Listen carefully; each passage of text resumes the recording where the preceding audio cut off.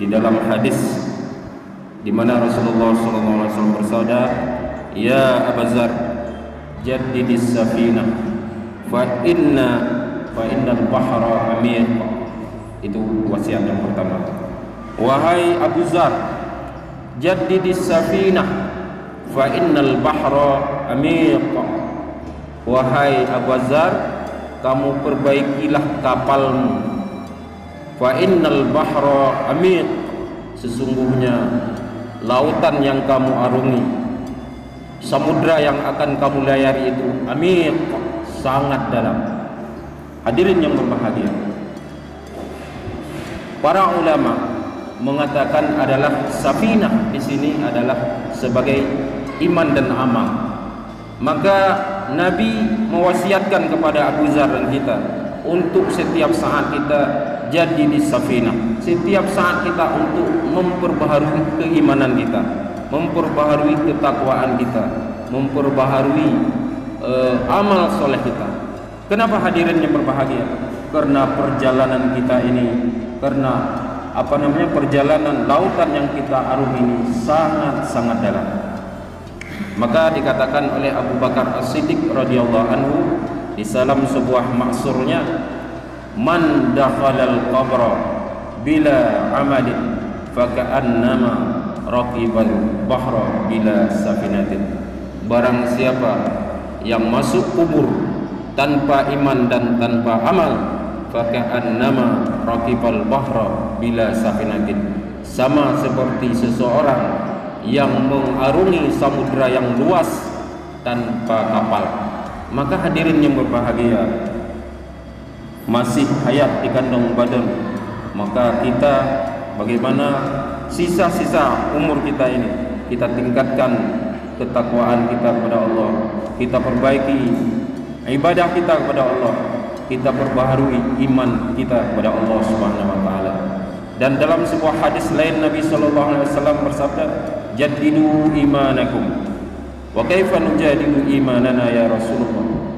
Qalu aktsiru, qala aksiru min qauli la ilaha illallah.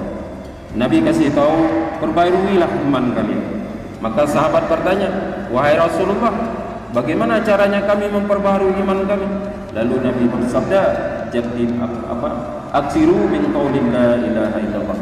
Perbanyailah ucapan la ilaha illallah. Ulama mengatakan adalah aksiru min qauli la ilaha illallah, yakni dakwahkan kalimat la ilaha illallah. Maka hadirin yang berbahagia, dengan mendakwahkan kalimat inilah maka keimanan kita, ketakwaan kita akan meningkat kepada Allah Subhanahu wa taala. Kemudian pesan yang kedua, wasiat Rasulullah yang kedua kepada Abu Dzar Al-Ghifari radhiyallahu anhu, wa khuziz zada kamilan fa innas safar ba'idun. Khuziz zada kamilan fa innal safara ba'idun. Kamu persiapkan bekal yang banyak, kamu persiapkan bekal yang cukup. Fa innas safar, sesungguhnya perjalanan yang kamu lalui adalah ba'id, sangat-sangat jauh.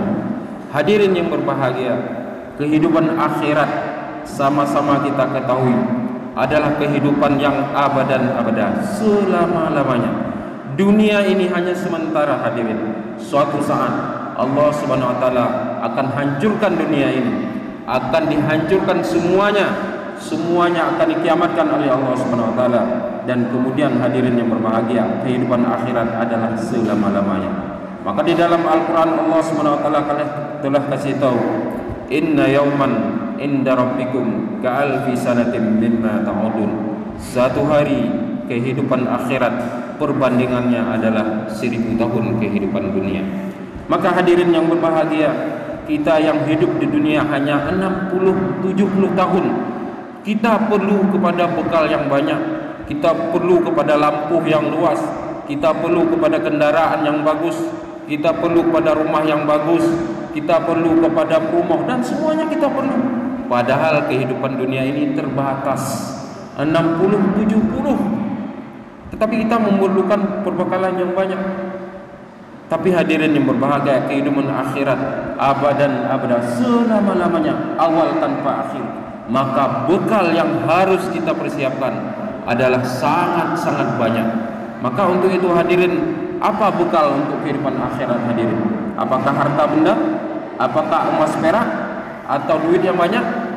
Bekal kehidupan akhirat adalah takwa hadirin. Iman dan takwa kepada Allah Subhanahu wa taala. Allah Subhanahu wa taala telah kasih tahu di dalam Al-Qur'an di surat Al-Baqarah, Allah berfirman, "Wa tazawwadu fa inna khairaz zadi taqwa wattaquni ya ulil albab." Berbanyaklah bekal. Buatlah persiapan yang banyak.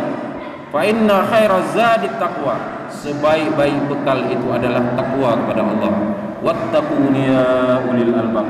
Bertakwalah hai orang-orang yang memiliki mata hati. Maka hadirin yang berbahagia, karena perjalanan kita yang sangat panjang, kemudian lautan yang kita arungi sangat dalam, maka kita butuh kepada kapal yang bagus, kita butuh kepada bekal yang banyak. Kemudian baginda Rasulullah SAW melanjutkan lagi sabdanya, nasihatnya kepada Abu Dzar Al-Ghifari, wa khaffifil himla fa innal aqabah qa'udun, kata Rasulullah. Karena perjalanannya jauh, kemudian lautannya luas, wa khaffifil hamla, kamu ringankan bebanmu, kata Rasulullah. Kamu sedikitkan bawa barang bawaanmu. Fa innal aqabah qa'udun, karena perjalanan yang kamu lalui itu sangat-sangat susah, sangat-sangat sulit. Karena perjalanan yang kita lalui nanti hadirin, Masya Allah, sangat lurus, panjang sekali perjalanan kita.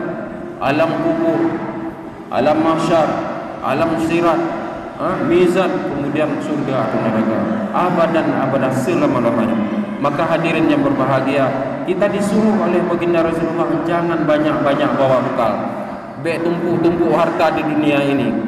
Maka orang yang cerdas itu adalah orang yang mengirimkan terlebih dahulu harta bendanya ke akhirat, diinfakkan untuk pembangunan masjid, diinfakkan untuk donatur pesantren, membantu anak-anak yatim yang dalam pendidikan. Ini adalah orang yang cerdas, mengirimkan dulu harta bendanya ke akhirat. Supaya apa?